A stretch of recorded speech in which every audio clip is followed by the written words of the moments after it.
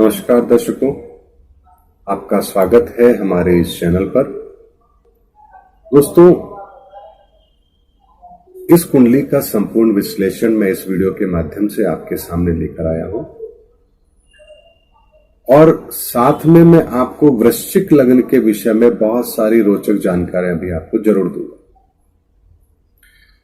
दोस्तों, जैसा कि आपको पता है, मेरे एक और वीडियो में जिसमें मैंने भारत के प्रधानमंत्री श्री नरेंद्र मोदी जी की कुंडली का विश्लेषण किया था, कुछ सिमिलैरिटी दोनों कुंडलियों में है। किस तरह से ग्रह अगर अपना स्थान बदलते हैं तो क्या क्या प्रभाव होता है, ये सारी चीजें मैं आज आपको इस कुंडली के माध्यम से आपके सामने जरूर रखूंगा। दोस्तों, वृश्चिक लगन की कुंडली बनती है और वृश्चिक लगन की कुंडली के स्वामी होते हैं मंगलदेव। मंगलदेव चूंकि यहां पर पंचम भाव में बैठे हैं। दोस्तों, वृश्चिक लगन की कुंडली में मंगल पंचम भाव में बैठे हों, और पंचम भाव हमारा बुद्धि का कारक भी होता है। ऐसे व्यक्ति बुद्धि से बहुत स्ट्रांग होते हैं। छोटी मोटी परेशानी, छोटी मोटी परिस्थितियों से विचलित होने वाले ये लोग कभी भी नहीं होते, या यूं कहूं कि मानसिक तौर पर बहुत ही सुदृढ़ व्यक्ति होते हैं और मैनेजमेंट पावर, बुद्धि के बल पर परिस्थितियों को कैसे कंट्रोल किया जा सकता है, ये क्षमता इनमें अद्भुत होती है। लग्न के स्वामी स्वयं बुद्धि के स्थान पर बैठे हैं, व्यक्ति बुद्धिमान तो होगा ही। अनसर्टेन गेन का घर होता है वो, तो यहां पर अप्रत्याशित सफलता भी वो जरूर दिलाते हैं। जीवन में बहुत ऊंचाई पर व्यक्ति को ले जाने की ताकत भी यहां पर वो जरूर रखते हैं। दोस्तों, ये तो मैंने आपको बात बताई कि यदि लग्न के स्वामी की प्लेसमेंट अच्छी जगह हो तो क्या होता है। अब दोस्तों, बात करते हैं इस वृश्चिक लगन की कुंडली में चंद्रमा लग्न भाव में है। चंद्रमा नीच के हो गए, लग्न भाव में बैठे हैं। प्रधानमंत्री जी की कुंडली में भी वृश्चिक लगन की कुंडली में चंद्रमा मंगल के साथ बैठे थे, इसलिए उनका नीच भंग राजयोग बन रहा था। यहां इनकी कुंडली में चंद्रमा का नीच भंग राजयोग नहीं बन रहा है, क्योंकि चंद्रमा अकेले बैठे हैं वृश्चिक राशि में। ना ही तो वो मंगल से राशि परिवर्तन कर रहे हैं, ना ही कोई उच्च का ग्रह उनके साथ है, ना ही उस राशि का स्वामी उच्च का होकर के बैठा है, ना ही नवमांश कुंडली में चंद्रमा उच्च के हो रहे हैं। ऐसी कई कंडीशंस होती है जिससे हम नीच भंग राजयोग का पता लगाते हैं। तो इनकी कुंडली में नीच भंग राजयोग नहीं बन रहा है। अब चंद्रमा यहां पर लग्न भाव में बैठे हैं, नीच के होकर के बैठे हैं, तो ऐसे में क्या होता है। दोस्तों, लग्न में ही नीच के चंद्रमा बैठे हैं, व्यक्ति कभी भी खाली बैठ ही नहीं सकता। हमेशा निरंतर कोई ना कोई विचार उसके जीवन में चलते रहते हैं, नकारात्मक भी सकारात्मक भी। रात को लेट तक नींद ना आए, यह समस्या इनके लिए आम है। कारण कि चंद्रमा बैठे हैं, विचार चलते रहेंगे। आपके दिमाग में अगर विचार चल रहे हैं तो आसानी से नींद भी नहीं आती है। जिनके भी लग्न में चंद्रमा है, अगर योग कारक है तो भी और योग कारक नहीं है तो भी, ऐसे व्यक्ति को, ऐसे जातक को नींद कम आती है। यदि मारक बन जाए, नीच का नहीं दोस्तों, मारक, इस कुंडली में चंद्रमा मारक नहीं है, नीच के है लेकिन मारक नहीं है। यदि मारक हो जाए तो व्यक्ति के डिसीजन लेने की क्षमता को बुरी तरह से प्रभावित करते हैं। व्यक्ति को यही नहीं पता होता कि वो क्या कह रहा है, क्या सोच रहा है। लेकिन चूंकि इनकी कुंडली में चंद्रमा नीच के हैं, मारक नहीं है, योग कारक है, इसलिए यहां पर विचारों की प्रधानता तो देते ही देते हैं, साथ में दोनों तरह से सोचने की क्षमता भी देते हैं, अच्छा भी और बुरा भी। यानी अपने विरोधियों को किस तरीके से पराजित करना है, वो क्षमता भी देते हैं, सीधे रास्ते या उंगली टेढ़ी करके। जैसे भी जिस समय पर जिस परिस्थितियों की आवश्यकता है, उस परिस्थितियों के अनुसार ये अपनी सोच को प्रभावित करते हैं, अपनी सोच को चेंज करते हैं और उसी के अनुसार उस काम को अंजाम भी देते हैं। दोस्तों उसके बाद बात करते हैं राहु की। राहु तीसरे भाव में बैठे हैं। राहु तीसरे भाव में बैठ करके व्यक्ति को एक अद्भुत क्षमता देते हैं। व्यक्ति अपने काम को करने के लिए, अपने पराक्रम को दिखाने के लिए भी किसी भी स्तर पर जाकर मेहनत करके परिणाम लाने की क्षमता रखता है। यानी अगर मैं ये कहूं कि किसी काम को करने के लिए 15 घंटे मेहनत करनी है और यदि एक व्यक्ति की मैक्सिमम कैपेसिटी 14 घंटे काम करने की है, तो ये 16 घंटे काम करके भी उस परिणाम को अपने पक्ष में कर ले, ऐसी अद्भुत क्षमता दिखाने के स्वामी जरूर होते हैं राहु के तीसरे भाव में आ जाने से। अपने पराक्रम में अप्रत्याशित वृद्धि करने की क्षमता भी ऐसे जातकों में जरूर होती है और ये इनकी कुंडली में है। दोस्तों उसके बाद बात करते हैं सूर्य की। सूर्य दोस्तों चौथे भाव में बैठे हैं, कुंडली के अंदर योग कारक हो गए। पैतृक संपत्ति का सुख मिलेगा, वाहन भूमि गाड़ी जमीन जायदाद का सुख भी मिलेगा। चूंकि दोस्तों चौथा भाव चूंकि हमारी संपत्ति का, पैतृक संपत्ति का होता है, माता वाहन भूमि गाड़ी जमीन जायदाद का होता है, वहां पर योग कारक ग्रह का आ जाना और अच्छे बल के साथ आना, यानी व्यक्ति अपने पुरुषार्थ के बल पर भी इन चीजों को अर्जित करता है। साथ में पैतृक तौर पर उनको इस सुख सुविधाओं की प्राप्ति हो, ये बात भी निश्चित है। तो जीवन पर्यंत कभी भी इनके सुख सुविधाओं में कमी यहां पर नहीं आने वाली है। 2004 से 2010 ये सूर्य की महादशा का समय था, यानी वो काल भी इनके लिए बहुत ही बेहतरीन रहा है जब इनके जीवन में सुख संपत्ति का इजाफा हुआ है। इनके जीवन में हर वो चीज इन्हें प्राप्त हुई है जो इन्होंने अपने पुरुषार्थ से पाने की कोशिश की है, इन्हें अवश्य मिली है। सुख संपत्ति में, पैतृक संपत्ति में, वाहन भूमि गाड़ी जमीन जायदाद में वृद्धि होना यहां पर निश्चित है। तो दोस्तों 2004 से 2010 का समय जो सूर्य की महादशा का रहा है, ये जीवन में इनके बहुत ही उन्नति कारक रहा है। उसके बाद दोस्तों बात करते हैं मंगल की। मंगल चूंकि मैंने बताया पंचम स्थान पर है, पंचम स्थान बुद्धि का कारक होता है, तो बुद्धि से बहुत ही स्ट्रांग होते हैं। आसानी से हार मानने वालों में ये लोग नहीं होते।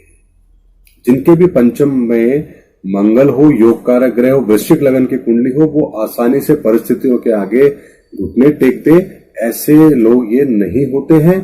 पूरी बौद्धिक क्षमता का प्रयोग करते हैं और उन परिस्थितियों को अपने अनुकूल करने का पूरा सामर्थ्य अपने अंदर रखते हैं। लेकिन दोस्तों एक चीज यहां पर और है जो मैं आपको बताता हूं। बुध भी वहां पर बैठे हैं और नीच के होकर के बैठे हैं। दोस्तों बुध यहां पर नीच के होकर के बैठे हैं और कुंडली के अंदर उनका नीच भंग राजयोग बनता है, क्योंकि नवमांश में बुध उच्च के हो जाते हैं। तो यहां पर बुध का नीच भंग राजयोग बनता है, चंद्रमा का नहीं बनता था लेकिन बुध का बनता है। यानी काफी हद तक व्यक्ति कई बार ऐसी परिस्थितियों में अपने आप को जरूर पाता है जब उसकी बुद्धि सही निर्णय नहीं ले पाती। अपना भला बुरा, अपना नुकसान का आकलन वो नहीं कर पाते उन परिस्थितियों के अनुसार, और कई बार ऐसे निर्णय भी व्यक्ति के साथ में जरूर होंगे। हालांकि वो निर्णय इतने ज्यादा डैमेज नहीं करेंगे क्योंकि नीच भंग राजयोग बन रहा है, लेकिन बुध कुंडली में मारक है तो बुद्धि को प्रभावित करेंगे ही करेंगे, डिसीजन लेने की क्षमता को प्रभावित करेंगे ही करेंगे। ऐसे में जब भी यदि बुध का अंतर प्रत्यंतर चल रहा हो और ऐसे में यदि कोई जातक निर्णय लेगा, कोई महत्वपूर्ण निर्णय लेगा, तो 101% वो निर्णय आगे चलकर उनके लिए गलत साबित होंगे ही होंगे। 1960 से लेकर 1977 दोस्तों ये वो समय था जब बुध की महादशा का था। यानी कि यदि मैं ये कहूं कि 7 वर्ष की आयु से लेकर के और 1977 इनका 53 का बर्थ है और बुद्ध की महादशा होती है 17 साल की। यानी कि इन 17 सालों में इनके जीवन में ऐसे बहुत बार ऐसे मौके आए होंगे जब इन्होंने जो निर्णय लिए हैं वो इनके लिए आगे जाकर के गलत साबित हुए हैं। इतिहास में मैं कभी ज्यादा जाता नहीं हूं, लेकिन व्यक्तिगत तौर पर जब ये कुंडली का विश्लेषण वो एनालिसिस करेंगे तो वो पाएंगे कि 1960 से लेकर के 77 तक का जो समय है वो समय इनका ऐसा रहा है जब इनके जीवन में इन्होंने बहुत से निर्णय गलत लिए होंगे या गलत हुए हैं बुद्ध के कारण से, क्योंकि बुद्ध पंचम भाव में बैठ करके बुद्धि को प्रभावित जरूर करते हैं, निर्णय गलत जरूर करवाएंगे, अपने नफे नुकसान की कैलकुलेशन व्यक्ति से गलत जरूर होगी। उसके बाद दोस्तों बात करते हैं शुक्र की और गुरु की। शुक्र और गुरु दोनों छठे भाव में बैठे हैं। छठा भाव हमारा रोग, ऋण, शत्रु, दुर्घटना, लिटिगेशन, हाउस ऑफ कंपटीशन का होता है, और वहां पर 12वें भाव से शनि की उच्च की दृष्टि भी पड़ रही है। दोस्तों, शत्रुओं पर विजय प्राप्त करने की कुदरती तौर पर खूबी इन्हें मिली हुई है। एक ग्रहों का बल मिला हुआ है। शत्रु ज्यादा समय तक मैदान में टिक नहीं सकता, यह बात निश्चित है। शुक्र और बृहस्पति की युति, यानी कि जीवन में अपने शत्रुओं से मुकाबला करने के लिए हर वो तरीका इनके पास होगा जिससे ये अपने सामने वाले विरोधी को परास्त कर सके। ये योग्यता यहां पर बृहस्पति और शुक्र के कारण से जरूर होगी। लेकिन दोस्तों, बृहस्पति के यहां पर होने के कारण से, और चूंकि शुक्र भी यहां पर मारक है, दोस्तों देखिए, शुक्र मारक है इसलिए अज्ञात शत्रु भी बहुत होंगे। बृहस्पति यहां है, योग कारक है, लेकिन बृहस्पति के कारण से एक चीज और होती है, बहुत बार इन्हें अपने जीवन के अंदर ऐसी परिस्थितियों का सामना जरूर करना पड़ेगा जब बहुत छोटे मार्जिन से कोई सफलता इनके हाथ से आते आते रह गई। अगर जैसे मैं स्टूडेंट लाइफ की बात करूं तो बहुत बार ऐसे परिणाम आते हैं कि जब 0.5 नंबर से या 1 नंबर से व्यक्ति का सिलेक्शन होने से रह गया। ऐसी परिस्थितियां भी इनके साथ में जीवन में जरूर आएंगी जब बृहस्पति की महादशा इनके जीवन में आएगी। हालांकि बृहस्पति की महादशा इनको नहीं आएगी क्योंकि वो 2045 में आएगी, यानी बहुत दूर है अभी। 100 वर्ष 120 वर्ष की 100 वर्ष की आयु के पश्चात जाकर के वो चीज आएगी। तो उसके लिए अभी से चिंता करने की तो कोई आवश्यकता है ही नहीं। लेकिन बृहस्पति का जब भी अंतर प्रत्यंतर आएगा तब इस तरह की समस्याओं का सामना जरूर करना पड़ेगा। चूंकि हमारा धन का स्थान भी होता है, ऋण का स्थान, धन का तो नहीं, ऋण का स्थान, और धन भाव के ये मालिक हैं बृहस्पति। तो यहां पर बहुत बार ऐसा भी होगा जब इनके द्वारा लगाया गया धन कहीं पर अटकेगा, आसानी से इन्हें वापस नहीं मिलेगा। ये भी यहां पर इनके साथ में जरूर होगा। आरोप प्रत्यारोप भी इन पर लगेंगे इस युति के कारण से। अच्छे भी दुश्मन होंगे, बुरे भी दुश्मन होंगे, यानी विरोधी होंगे, ये बात भी निश्चित है। यानी अपने भी विरोधी और दूसरे भी विरोधी, दोनों तरह के विरोधियों का इनको सामना करना पड़ेगा जीवन में। यह बात भी यहां पर निश्चित है दोस्तों। उसके बाद बात करते हैं दोस्तों केतु की। केतु यहां पर 9वें भाव में बैठे हैं। 9वां भाव हमारा धर्म कर्म का भी होता है। ऐसे में व्यक्ति को धार्मिक प्रवृत्ति का होना निश्चित बात है। लेकिन एक बात निश्चित है दोस्तों, केतु जब यहां पर 9वें भाव में होते हैं तो ऐसा व्यक्ति अंधविश्वासी नहीं होता है। कोई भी काम करने से पहले, कोई भी धर्म की बात को करने से पहले व्यक्ति पूरी तरह से उसकी जांच पड़ताल जरूर करता है। कोई कहे इनको आप ये काम कर लीजिए, ये कहेंगे भाई क्यों करूं, किस लिए करूं, क्या फायदा होगा, क्या नुकसान होगा। जब तक ये खुद सेटिस्फाई नहीं होंगे तब तक ये उस काम को नहीं करेंगे। जैसे अमूमन आप लोगों ने देखा होगा, बहुत से लोग होते हैं जब कहीं बैठते हैं, कहीं बातचीत होती है, कोई कहता है मैं तो ये काम कर रहा हूं, इससे मेरा तो ये काम सफल हो गया, बढ़िया हो गया। बहुत से लोग अगले दिन से वो खुद करना शुरू कर देते हैं, बिना ये समझे कि भाई ये काम मुझे भी करना चाहिए, नहीं करना चाहिए।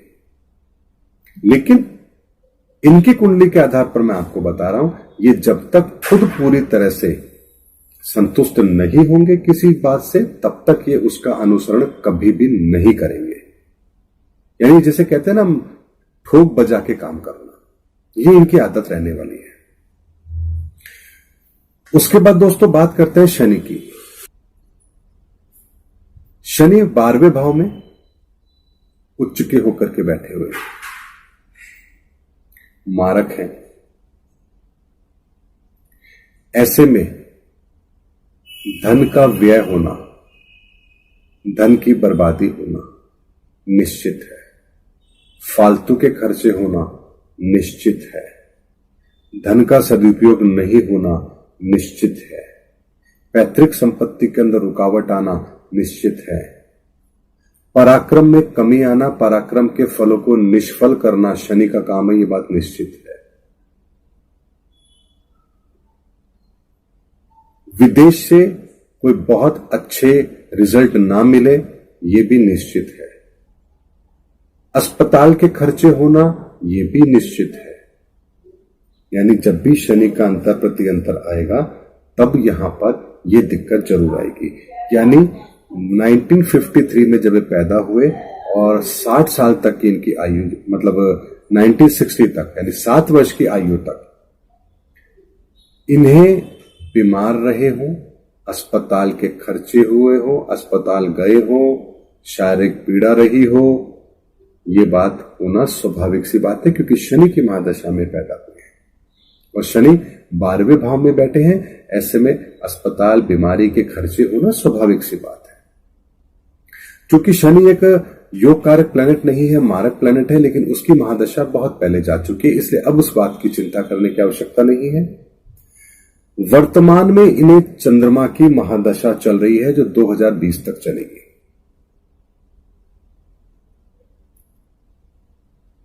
उसके बाद इन्हें मंगल की महादशा आरंभ होगी। चंद्रमा चूंकि इनकी कुंडली के अंदर लग्न भाव में बैठे हैं और वर्तमान में इन्हें शुक्र की अंतर्दशा चल रही है, जो कि अक्टूबर 2019 तक रहने वाली है। शुक्र में चंद्रमा का प्रत्यंतर, चंद्रमा में मंगल का प्रत्यंतर, फिर राहु का, फिर गुरु का। यानी ये कहूं कि सितंबर 2018 के बाद से लेकर के दिसंबर 2018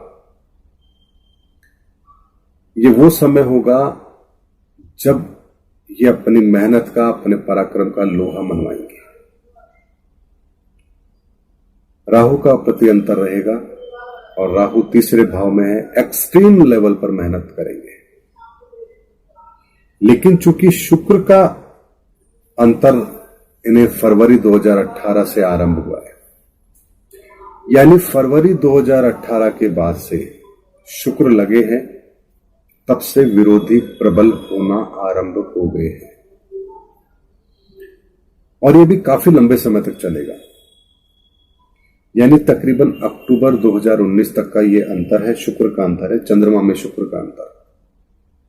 यानी विरोधी प्रबल होंगे, ये अपनी मानसिक क्षमताओं का पूरा प्रयोग करेंगे, अपने बुद्धि के दम पर उन विरोधियों को परास्त करने का पूरा प्रयास करेंगे और उसमें काफी हद तक सफल भी होंगे।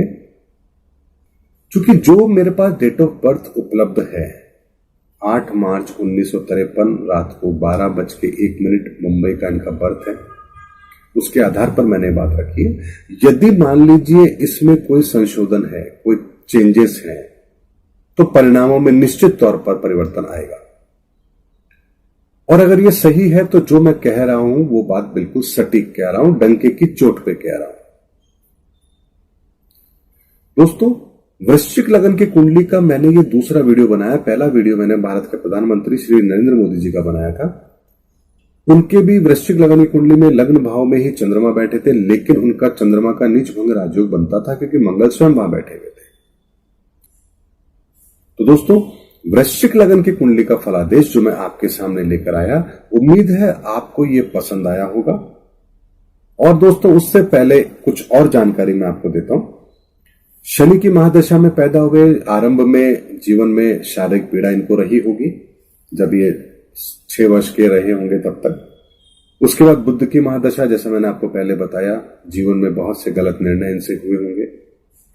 उसके बाद केतु की महादशा 1977 से 84, उस बीच में इनका धर्म के प्रति बहुत ज्यादा रुझान रहा होगा। अपने आप को इन्होंने बहुत धार्मिक तौर पर तैयार किया होगा। 84 से लेकर के 2004 तक, 2004 तक का ये वो समय था जब विरोधियों ने पुरजोर कोशिश करी होगी इनको नुकसान पहुंचाने की। 2004 से 2010 ये वो समय है जब इनके जीवन में खुशहाली का माहौल रहा होगा, धन संपदा में इजाफा हुआ होगा। यहां तक कि इन्हें, चूंकि सूर्य स्वयं वहां पर बैठ करके, चौथे भाव में बैठ करके अपनी सप्तम दृष्टि से दशम भाव को देख रहे हैं, वो हमारे पराक्रम का होता है।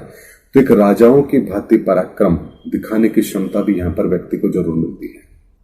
अपनी राशि को देख रहे हैं, अपने घर को देख रहे हैं, निश्चित तौर पर विरोधी इनके सामने कभी टिक नहीं पाएगा, यह बात निश्चित है, जब तक ये स्वयं मौका ना दे उसको।